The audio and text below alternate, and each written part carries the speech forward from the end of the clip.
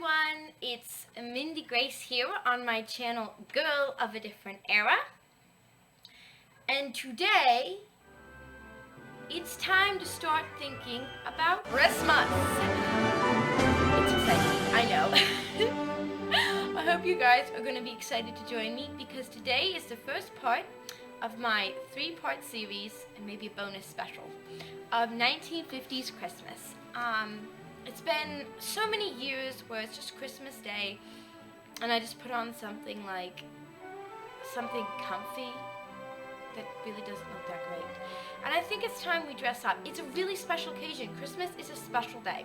And while it's not about fashion and dressing up, I feel like let's do something to show we've actually put work into preparing for such a special event. I am doing a little bit of a 1950s ensemble coming up. 3 parts and maybe a bonus, but our first part today, we are making a 1950s Christmas dress. Would you like to come along? I really hope so, because I really can't wait to getting right into it, slicing, clipping, sewing, pinning, and then final. I'm so glad you're here. Come on. Here is our perfectly lovely pattern. I got a whole mess of patterns, okay, probably 6. From Joanne Fabrics, and I'm not kidding you when I tell you this, for 99 cents. In essence, I bought $120 worth of something. Yeah, it's crazy. So 99 cents on 1950s pattern. You can see the actual picture when it was published, and I'm super duper excited. It's not anything too overly fancy, and it doesn't have like the classic 50s waist, which is kind of... And I started out by cutting out the pattern pieces.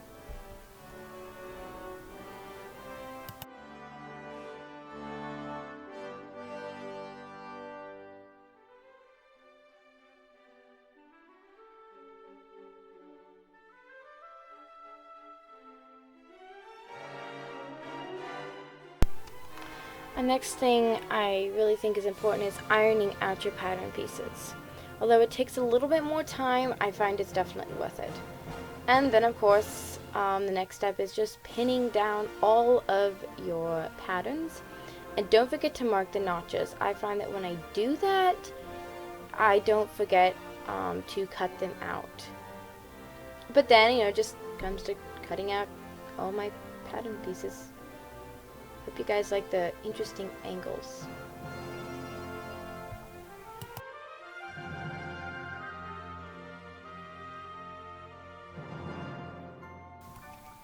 Now I am just stay stitching around those neck edges to make sure they're not going to get all weird and warped on me. And now I am making a pleat in the front of my bodice, sort of gives the proper shape to it.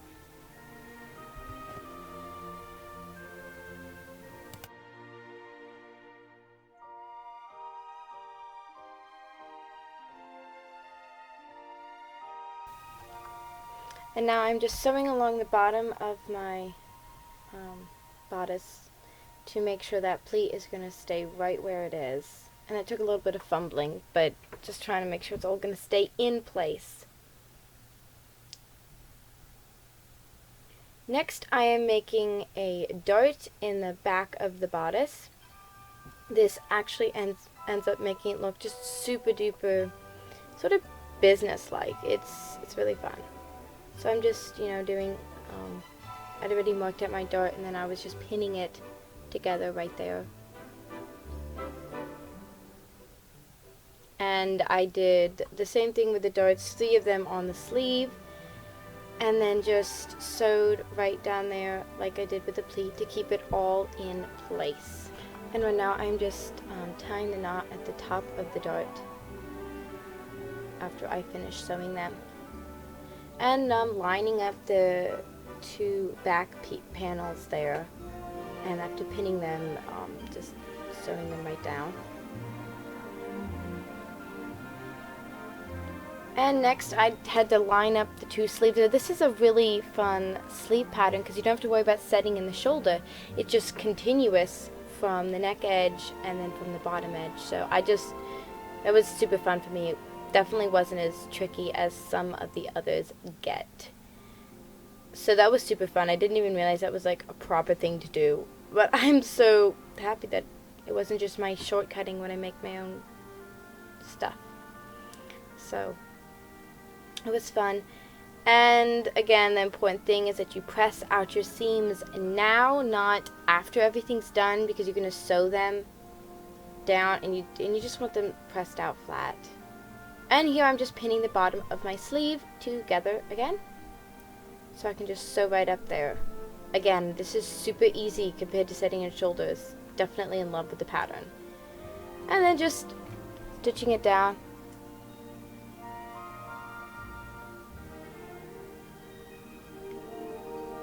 Now I am stitching 1/8 inch away from the stitch line I just made to reinforce that.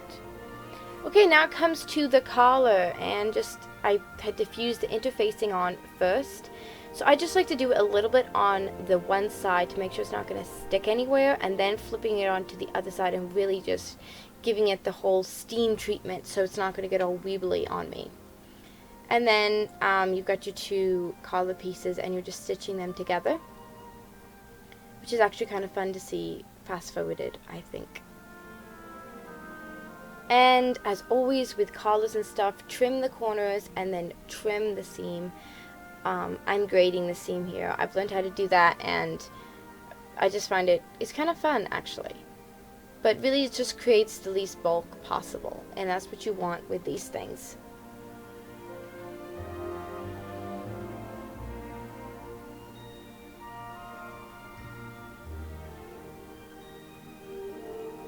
Now I'm just turning it back to the right side out and just seeing what that looks like. And as always, try to push out those corners as much as you can, but don't poke a hole through them. Next, I was supposed to baste it down, and then I put it right on the dress like you're seeing me do there, and I'm just stitching that in place. And it's kind of a slow process. You're trying to make sure everything's going to be lying flat. But in the end, it's actually pretty fun.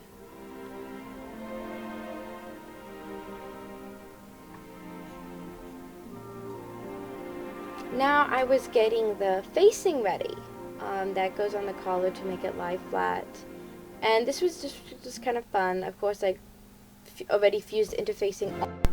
I can't help but think this looks so much like an elf jacket. I just laid those buttons against it just for the fun effect. But then around the outside, to finish the edge, you're just curling it. I'm just curling it up 1/4 inch, I believe it was, and just ironing that down and pinning it down. And it's actually a really slow, tedious process. But here's what it looks like at the end. It just looks really sharp, even from the wrong side, I feel like. And then just take it to your machine and just zip right down it. And this really does finish the edge well. And I think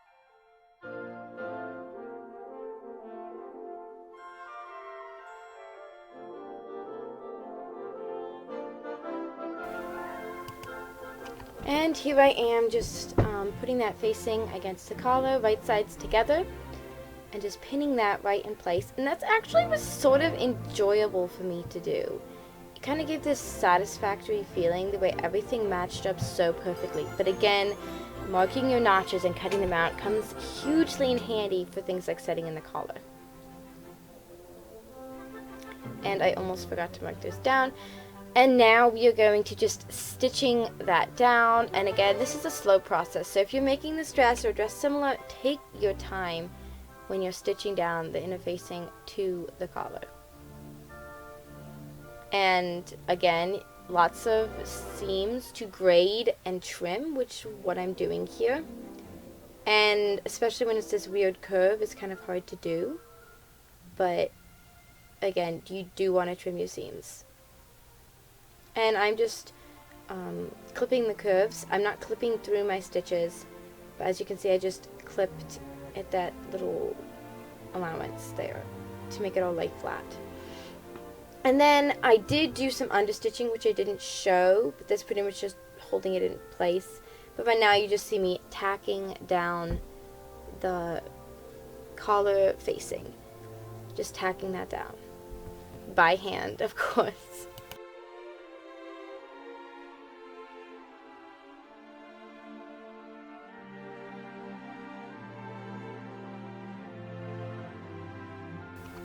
And now it comes to the exciting part. We're finally working on the skirt. And here I am just pinning those panels together. There was a lot of panels in the skirt, but that really gives it a beautiful flair to it without the bulk of a gathered waistband. And then I'm just, of course, stitching right down where I previously pinned that. And I finished all my seams by pinking them. And you can just see me doing it there. We just got my pinking shears and just clipping right up them. That's how I did all my seams for this dress. I was still so shocked at how like Regency styled this bodice turned out looking at this point. But then again, back to the skirt, I'm just again pinning some more panels together. Actually, this is the back and then the front panels at this point that I'm just pinning together. And like I've said before, those notches come hugely in handy when matching up panels and stuff like this. It really just helps you keep the shapes in the right place. And after I've stitched that, I am just clipping that curve to keep it all lying flat. And now I am attaching the skirt to the bodice. Extremely exciting, but also kind of tedious.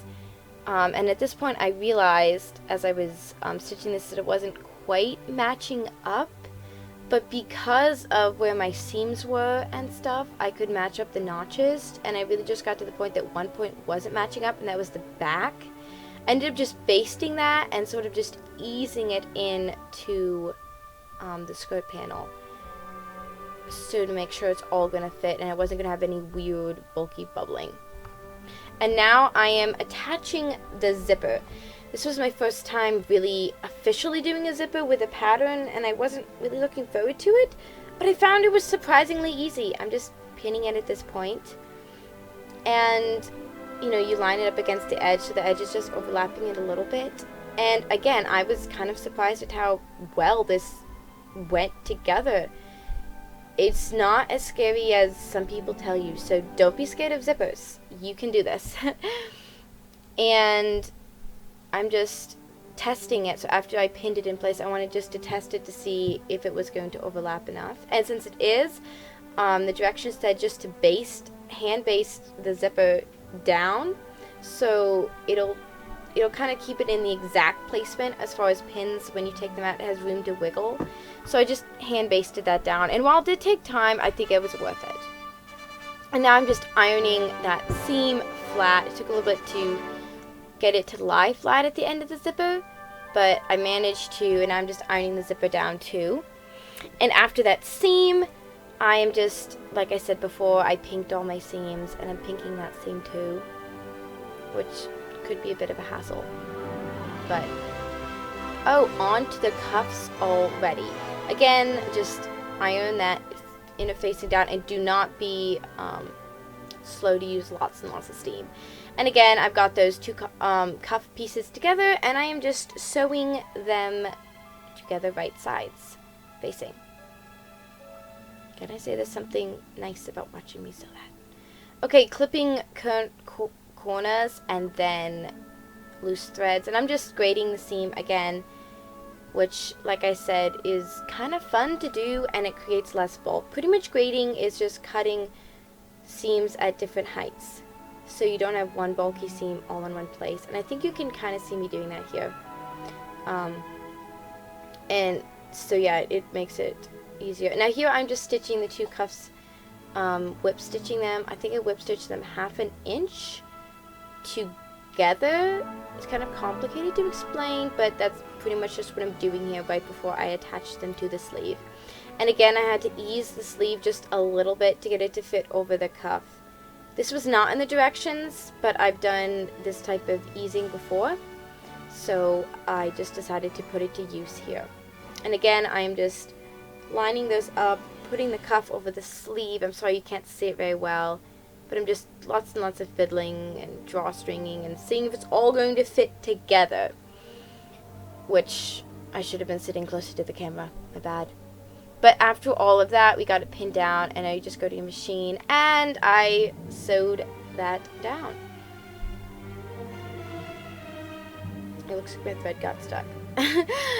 And now again, we're working on the facing for the sleeves, and just turning that up a quarter of the inch and just ironing it. Your iron is your best friend when you're sewing.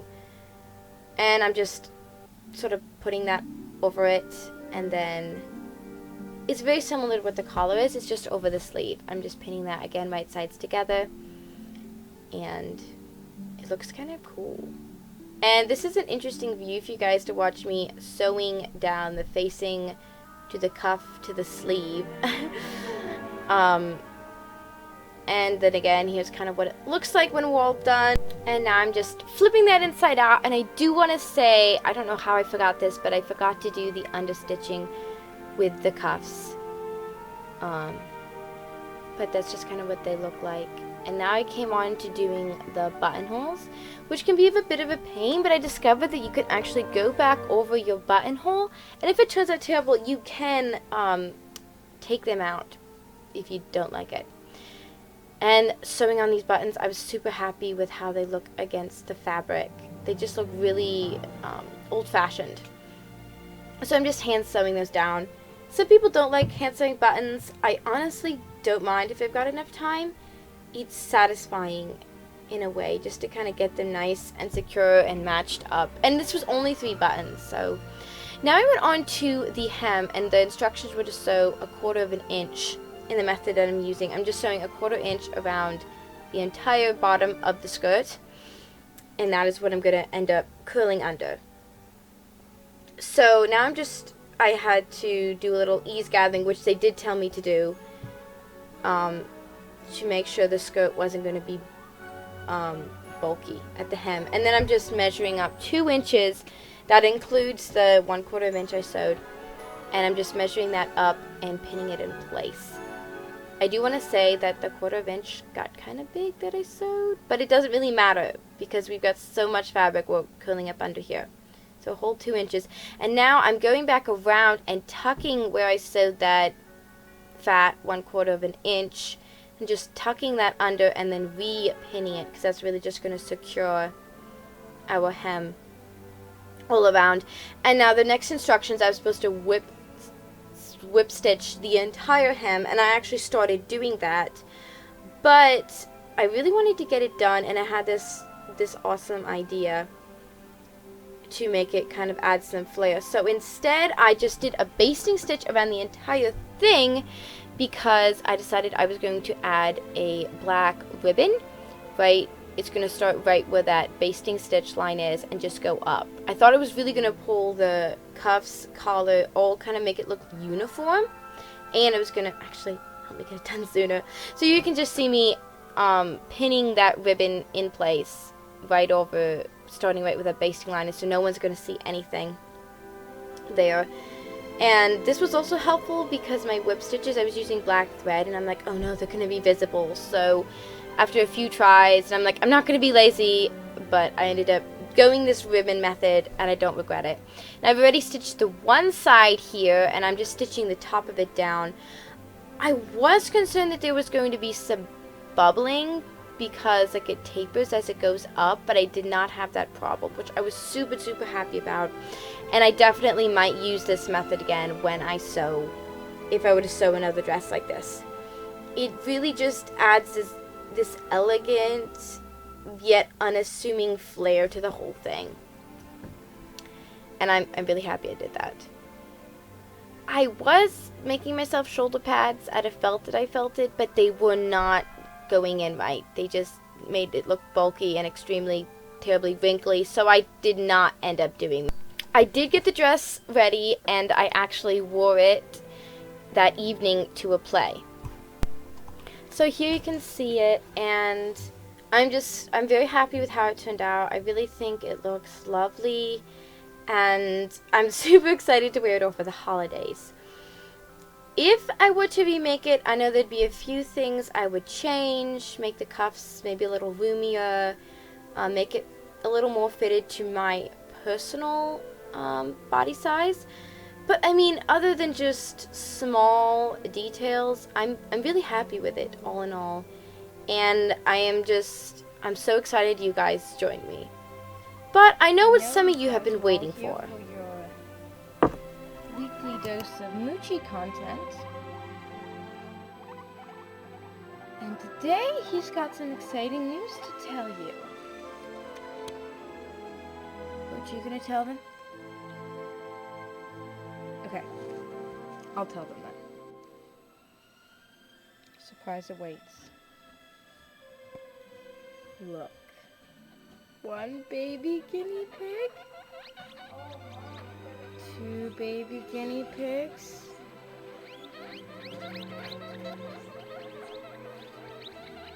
Thank you all so much for coming along and joining me in this fun, exciting endeavor for the holidays. And your support means a huge amount to me, so go ahead and like the video, comment, and if you want more of this type of content, please subscribe. I'd love to have you join the family. Oh, and also, if you want to have more guinea pig content, definitely subscribe. Stay tuned for our next video as we learn how to do all the accessories to make this look fabulously 1950s.